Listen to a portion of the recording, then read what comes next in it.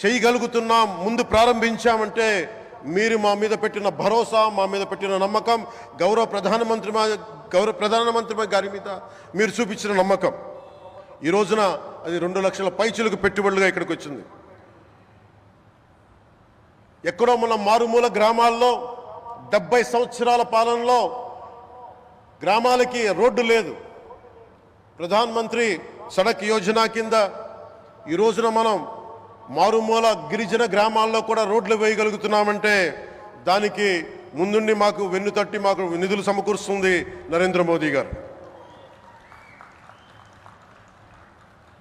భారతం అభివృద్ధి పదంలో ఎందుకు చేశారు ఇవన్నీ అంటే, భారతదేశం అన్ని రాజ్యాలు, అన్ని రాష్ట్రాలు ఏ ఒక్కరు కూడా అభివృద్ధిలో వెనకపడకూడదు.